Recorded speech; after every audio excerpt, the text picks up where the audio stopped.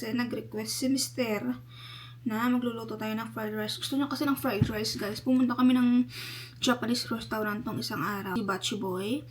That's the name of the restaurant. And today is March 28, alas 2 na ng hapon dito sa amin, guys. I already put 3 cups of brown rice there. Let's wash it. And then, lagay natin dito, guys. Tapos mag-i-slice ako ng mga ingredients para sa atin fried rice. Guys, gagamit tayo ng cabbage sa ating fried rice.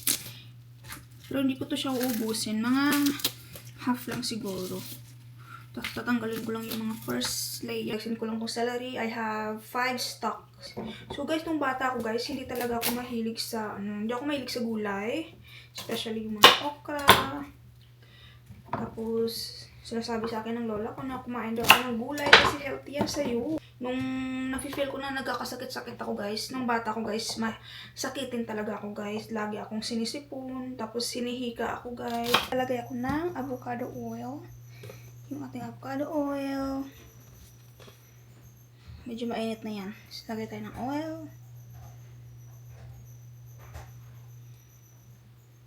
So, maingay yung bahay natin guys kasi nagpa-vacuum si Hayes. Tinutulungan niya akong maglinis na yun kasi weekend. Good, baby! Thanks for doing that! What? Thanks for helping. Ouch, ouch, ouch, ouch.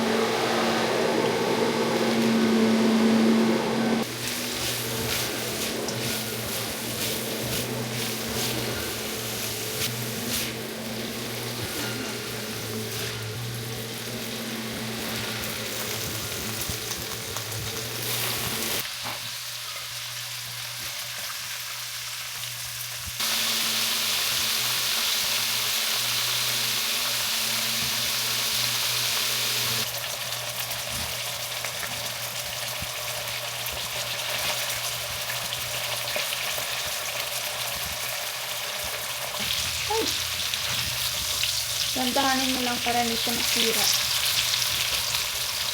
Make sure ko lang na brown lang. Ay! Sumatalsik guys. Hit na hit ko talaga yung frying.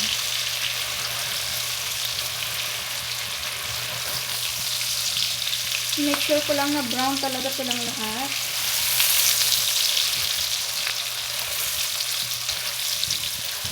Bago ko itapos.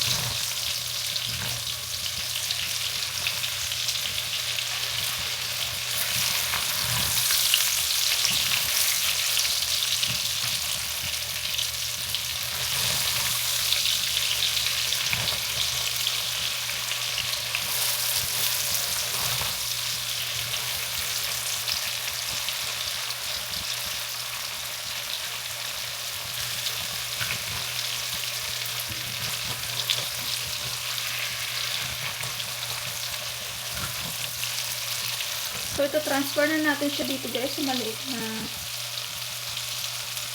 plate.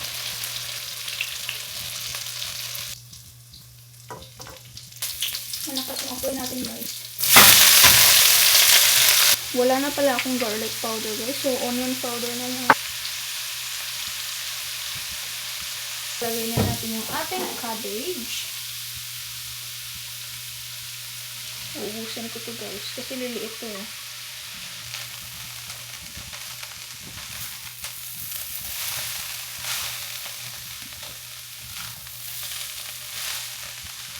Tapos guys, naglagay pala ako nito ng liquid seasoning. Ang sarap nito guys. For fried rice. Gagawa lang ako ng butas dito sa gitna. Tapos lagay na natin yung ating fried rice.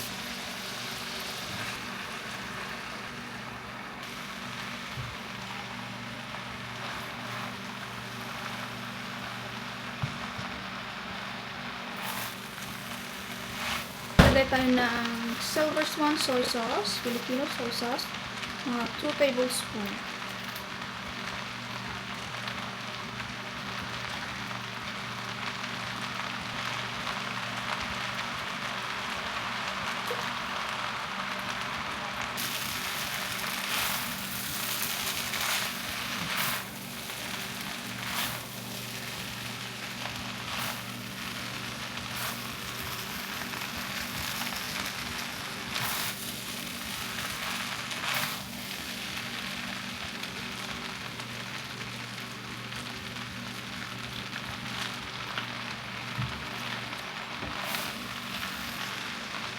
Tapos guys, ilagay na natin yung tofu kanina na pinaray. Just add them all. There you go, that's it guys. So yan na siya guys. Nandiyan na yung tofu, fried rice with tofu. Yung katulad sa restaurant, parang ganyan na yung itsura niya guys. Ganda, sarap. Good for 2 weeks na to guys. Guys, tapos na ako kumain. Guess what? Meron akong package ngayon. Ngayon lang dumating from Victoria's Secret. Sale sila ngayon guys. Sale sila hanggang ngayon ata. Ano lang to siya guys. Nag-order ako sa kanila ng mga bra. Tapos, ito na yung bra na in-order ko sa Amazon guys. Yung meron siyang pati sa likod na parang criss-cross yung likod niya. Ni-return ko yun guys. Yung sa previous video ko na pinakita ko sa inyo. Ni-return ko siya guys. Nung araw na ni-return ko yun guys, yun yung araw na bumili ako ng bra sa Victoria's Secret. Pumunta ako ng store. Nakabili ako ng isang piraso. I got 10% discount off nung time na yon. Pero kung bibili ka sa online guys, meron silang 20% discount. Tapos bibigyan ka nila ng bag, additional free bag ibibigay nila sa iyo. So ito yun guys. Oh, and ito na yung free bag. Pakita ko sa inyo muna yung bra na pinili ko. Yung una kong binili guys, pink. Tapos 3 klase ito siya na magkaparehas yung style. Pero pag ganito siya guys. Pag ganito yung ating bra, pag ganyan, ang ganda ng quality kasi ng Victoria's Secret guys. Hindi sila matibay, sila nagtatagal sila ng matagal. At ito yung likod niya guys. This is what it looks at the back. Para kapag mag-exercise ako ba, mahilig kasi ako na guys. Ngayong summer na, mainit kasi guys, so mahilig na ako mag-sleeveless. Ayaw ko yung gusto ko yung showless na na strap. So ito yun, bagay ito siya. So black yan, tapos meron akong pink nude. Tapos yung isa kong kinuha, meron din akong kinuha, para siyang cream. Same lang guys. Ayan, ganyan yung likod niya. Very comfortable. Meron na naman silang discount na binibigay. Kagusto talaga nila ako bumili ng bago. Binibigyan ka nila ng discount guys para bili ka daw ng bago. Binigyan nila ako ng DoorDash discount. Hindi naman ako mahilig mag-DoorDash guys. At saka, ito yung binigay nila sa akin nung una akong bumili doon. So, may dalawa na akong ganito. Ito guys. Sa May naman to guys, sales sila sa May 8 hanggang May 20. Victoria's Secret. All store nationwide. They are on sale on May 8 to May 20. Kung interested kayo guys, di nyo na kailangan magkaroon ng ganito ata, or I think you have to, or gumawa kayo ng account guys para maka-avail kayo ng sale. Kasi minsan lang nagsisale yung Victoria's Secret guys. At saka yung kanilang brand, yung quality ng Victoria's Secret kasi guys, ibang-iba siya. Masasabi mo talaga na iba yung Victoria's Secret kasi dati kasi, nung mga bata-bata pa ako guys, bumibili ako ng mga panty, bra sa Ross.